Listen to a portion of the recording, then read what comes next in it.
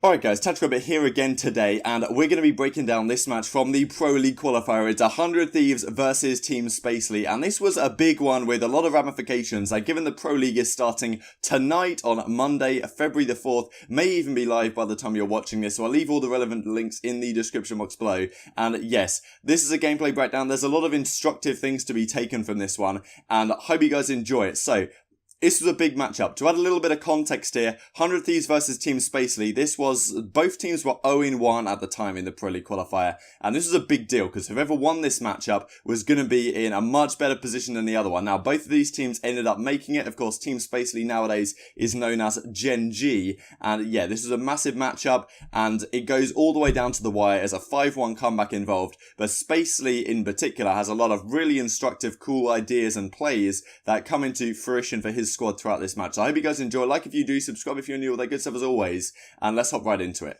So, this is the first key round to show, and this is Spacely's godlike, in my opinion, B fake, because it gets 100 Thieves twice in this game. Second time it doesn't work too well, this time it does. Look at this play as you can see on that enlarged minimap here. We've got Nagafen and Maniac just waiting outside A for any sort of aggression. Number 4 in Mork sitting in mid, and then Spacely and Havoc go over towards this B site in just a second here. They push out down the street, they make some noise, and you see how Spacely makes an absolutely magnificent play in this round. So they see the guys coming. Octane sitting here down below. He calls in Slasher for some help, and Spacely's making this guy back down right now. And look at the arrows on your minimap from A. They're all rotating over. Spacely number 5 picks up a kill on Enable, and he just goes off this round. So he was not designed to get kills in this play, and you can see those arrows heading over towards that A-bomb site now. But Spacely somehow gets 4 kills out of this and just completely wins the round for his team. But the fake was just magnificent. 5 and Spacely and Havoc, they go over towards B, they completely fake out the 100 Thieves lineup, they completely leave A, and it's a free plant, and Kenny is stuck in no man's land here, trying to retake this bomb. So that is the play, and it catches 100 Thieves off again later in this map. It's just a free plant when they play it that perfectly and they get their timings that correct. The next round to have a look at is this one. Team Spacely's execute over towards A. Look at this stun that is thrown here from Nagafen. All the way over the top, and I'm not sure if it connects, but that player behind the statue right there I think he was stunned, and it just works out beautifully for them. Havoc comes around the side, gets a couple of easy kills, and their executes in towards this A site on both the offense and the defense were magnificent at the starting half of this game. And yeah, that stun as well was a lovely little feature I thought I'd mention to you guys. And also, look at this. They don't even bother planting the bomb. They know where Slasher is. All 3 of them push through and get that kill no problem at all. In this game, you don't even have to worry about planting sometimes. If you know where the guy is, you know he's got an ICR. That rotator from B coming into A has such a hard time because they usually have an AR, often an ICR, and it's just impossible to take in those scenarios. And you see how Morks kills that guy behind the flowers or the tree head glitch there, I guess, likely because he was stunned from Nagafen's stun over the top. So if you aren't implementing that into your own game yet, I would be very much inclined to do so. Now, this round is important to look at as well. This is the very next one, because this is where Havoc gets his streaks. Once again, it's this A-sided aggression, lovely little spot from Maniac towards the corner, and they get their timings absolutely perfect. Havoc pinches through the back, gets 1, 2, and 3 kills after he destroys Octane, and then takes down Slasher as well. And yeah, that inside A play from the guys, and Havoc was getting pretty hyped over this one. He gets streaks. We'll see how important that is down the line. So, Havoc has his lightning strike, and they decide to go over towards B, which is definitely the intelligent decision here, and he's super close to streaks again. 100 Thieves make a good read and decide, okay, they're probably going to go over towards B, considering they have the lightning, but Havoc manages to use his gravity slam here to get another kill and get full streaks, as you can see in the bottom right. Drone Squad, Hellstorm, and Lightning. Now they have a 2 versus 3, and they make a good play here. They've got the bomb in hand, they wrap it all the way over back towards A, and I like what 100 Thieves do as well. At the top left of your minimap is bugged or whatever, top left of the screen, it says that everyone has streaks, but it's only Havoc.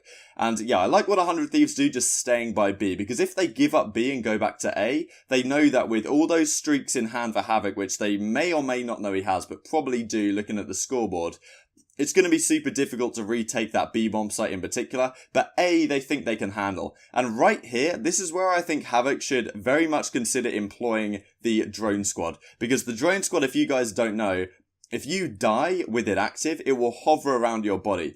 and it lasts for about 40 seconds, or 35, 40 seconds, something like that. So if he was to pop it right now, and he just stood where he was, whenever he would die, the drone squad would just be hovering over the bomb, and it would be impossible to get anything done. He is eventually traded out. If he'd have called it in there, I honestly think they win this round almost guaranteed. And Morks is in a 1 versus 2 now. He gets a weird timing here on Pharaoh pushing through in the back. Octane gets taken down, and Pharaoh just about gets in before he goes around the corner. And we see another instance of this incredible clutch. 1v1 clutches coming in later in this round, later in this map as well, of course. And yeah, Pharaoh manages to pick it up. A super close round once again. And, you know, that gravity slam is gone on the back of Havoc, but he still does have full streaks to his name.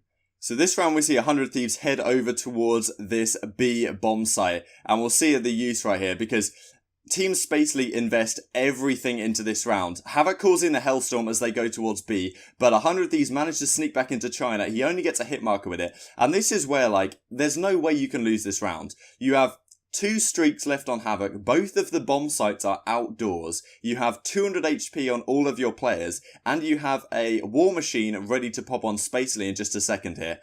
So the 100 Thieves players are completely done for. Spacely's all the way in the back. He has them completely pinched in. He can get all the information in the world that he might possibly desire. And he thinks they might be coming back to him, so he backs up a little bit. And for some reason, Havoc calls in the lightning strike here. I have no idea why he makes this play, but it arguably loses them the game, or at least contributes to it. Because right now, you know they're not at A. You know they're not at B bomb, because you've got Maniac in top window. You just have to bide your time. You're on the defense after all. Once they start to push towards the bomb sites at like 30 seconds, then you use your lightning strike. It gets nothing done again. And yeah, 100 Thieves are counting their lucky stars at this point. They can do what they please. And then you'll see eventually they go back over towards B. And once again, there's so many pieces of utility wasted on the side of Team Spacely. So Maniac gets tagged up a little bit. At this point, when you're facing 200 HP, you just have to try and pepper people up to get rid of that 200 health so you can play a normal round towards the end. Nagafen's about to get his Tempest as well, but he doesn't use it this round. Let's see as this thing goes down. So they're heading over towards the B-bomb site. Havoc's going to call in his drone squad, which is not the ideal place to use it, really. You're inside Little Room right now if you're Havoc. The drone squad isn't guaranteed to fly outside and kill everyone like it would have been in the previous scenario. So Enable takes down Havoc. Spacely invests his War Machine. He's going to get taken down as well by Pharaoh, and this round just collapses. This is one of the biggest chokes I've ever seen, considering the amount of utility that was on the side of Team Spacely, or now known as GenG, of course, and it's a 2 versus 3. Everything is gone. Slasher just about gets that bomb down in time, which was a huge clutch on his part, and Nagafen gets taken down as well, and this is where you really believe the comeback's going to happen. So, they're going to head over towards, that's Team Spacely, heading over towards this A-bomb site where they've had some success in the past, and this is going to be a massive specialist battle here. Pharaoh gets the sniper out, but, oh no, this is the round where they do the same play as before. They try and trick 100 Thieves once again. They do this bait play, and it honestly works. You see this defensive setup from 100 Thieves. They go over towards A at the start, see what happens. Pharaoh changes back to the Swordfish, which is an interesting choice of weaponry, I think, and they're going to head over towards B, and they're going to see Spacely and Havoc once again heading up towards it. Pharaoh just sees one guy and backs away. They have their 200 health, they don't want to lose it. Spacely's right up in their grill once again, and look at this rotation, man. They all just leave the A bomb site, including Kenny. He's running back as well, and they get a free plant. The timing is perfect, as you can see on the minimap. Kenny finally realizes what's up a little bit earlier this time, but now they've set up shop. Spacely did die in this scenario though, which makes it much easier for the retake to come in, but when you have a Tempest ready to go and defend this push, it's very difficult indeed. And number 9 in Enable trying to push through mid, he's going to have a tough time when you've got Morks and Havoc watching that angle. They're just hoping Nagafen can hold this one down. He hits the first shot, but the specialist use comes in from the side of 100 Thieves as well. Maniac does well to take down Kenny, and they have a 3 versus 4 in this situation, but Slasher does super well, and Pharaoh with the 2-piece with the Tempest really wins the round for them. And yeah, Havoc in a 1 versus 2. He has a chance here, but shot in the slide from Slasher, finished up by Octane, and once again, they defuse the bomb with 12 seconds on the clock. A big clutch from the guys of 100 Thieves, but once again, the specialist use of GenG, or Team Spacely at the time, not coming to fruition for them at all.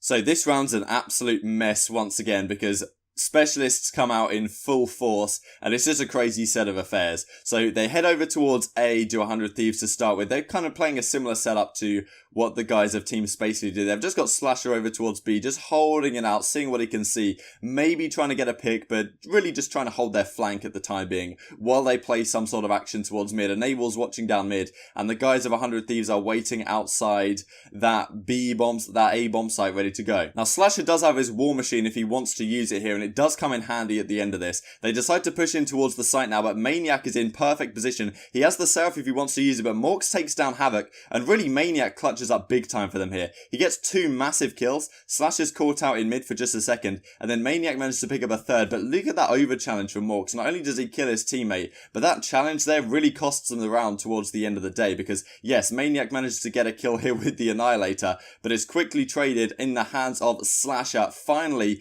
putting that War Machine to good use. He was only 3 and 7, but still somehow has a War Machine, which is, you know, maybe a questionable state of affairs. Nagafen's going to get taken down at the end of the day, and that War Machine comes in absolutely clutch for them. So with the War Machine and all the streaks gone, there's barely any specialists to be used as well. There's actually no specialist at all. It's a pure gun on gun round, and they're going to head here over towards this B bomb site. Nagafen's the only man trying to defend it, but Octane also does have a streak to his name. So it's a perfect scenario and call from 100 Thieves to go over towards B when you've got a streak. Octane's going to have a look at it, but he doesn't use it, which is what, you know, it enables him to call out to his teammates, and he wouldn't have got any kills anyway, likely. And the great play about using that lightning strike is that it can delay the rotation from A. He knows there was like 2 guys at A. Instead of calling it in immediately, which would allow them to quickly rotate, he holds it off for just a second, and you can see here how Maniac and Morks are stuck in that little room, scared at where the lightning strike has been, and it delays the rotation just long enough. By the time the lightning strike lands, now they can leave little room, and it gives him just enough time, does Enable, to get this bomb down. You thought he was going to die, but Spacely goes down, and the round is all but over at this point. 100 Thieves do try and throw it away, which is rather remarkable, considering Octane calls it a Hellstorm, kills Slasher. Like, you know, these teams were honestly a mess at this point. So many mistakes on either side, but there was a couple of cool plays to learn from here, and Octane nearly throws it away by dying to Maniac again. But yeah, this situation was an impossible one for Team Spacely to retake. The 5-1 comeback became a thing, and it's something we saw a couple of times at this event. 100 Thieves of all teams to make a clutch like that, but largely it was that single round where Havoc used all those streaks and all those specialists to no avail at all. So I hope you guys enjoyed. Like if you did, subscribe if you're new as always. Thank you guys so much for watching. Enjoy the Pro League tonight, and I'll see you next time.